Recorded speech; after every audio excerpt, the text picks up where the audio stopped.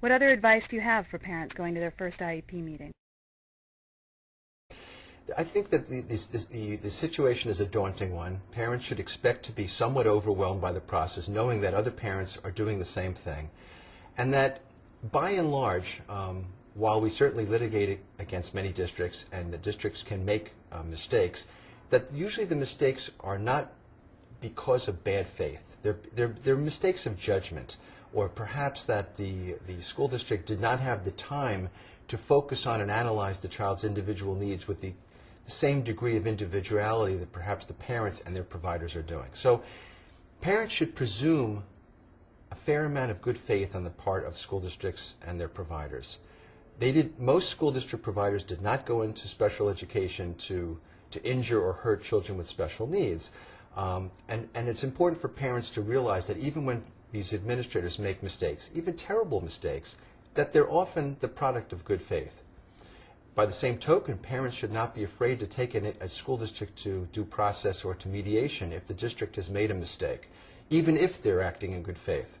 So it's important to separate the two. Why do certain school districts spend hundreds of thousands of dollars to avoid having to spend $50,000 on a child's placement?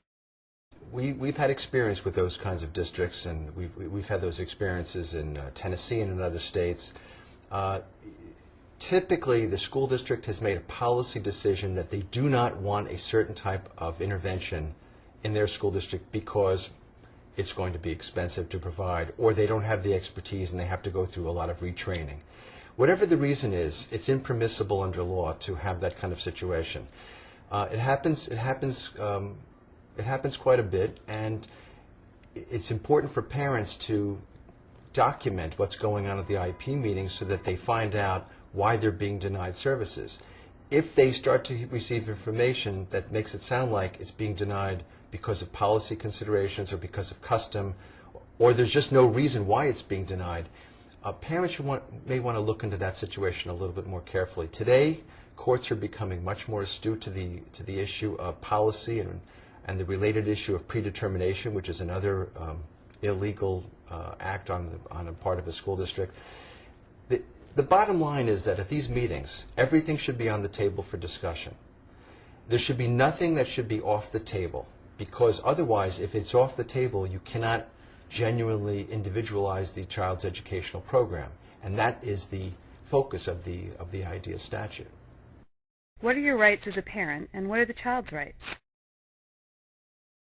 A child has a right, the child and the parents, and by the way, today these rights are more synonymous because of a recent Supreme Court case, but the basic right of the child is to a free and appropriate public education in that child's least restrictive environment, which means for some children who could benefit from that kind of setting, educating a child with a disability with their non-disabled peers to the maximum extent appropriate.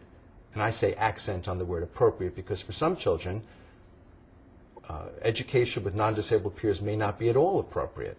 So it's a big continuum, and there's no hard and fast rules for any of these children. It's important for families to know that when going to an IEP meeting or filing for due process, that they're never going to be entitled to what is optimum for the child.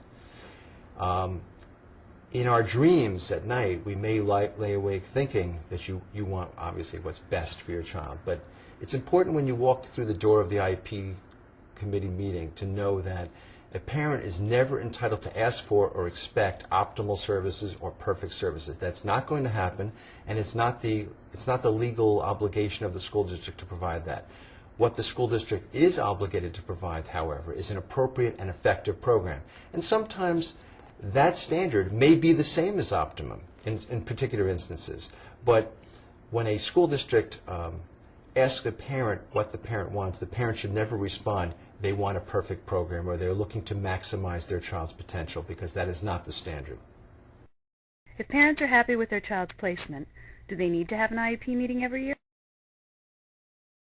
If you're pleased with the placement that your child is in, and there's a reasonable expectation based upon the advice of experts that your child should be in and can be in that placement for several years, there is a mechanism now in the new reauthorized version of the IDEA statute that permits the parents and the school districts to come to agreement to extend an IEP timeframe for up to 3 years. It works for some families, but families should give very careful consideration as to whether that is going to actually meet their child's needs or whether more frequent meetings will be warranted.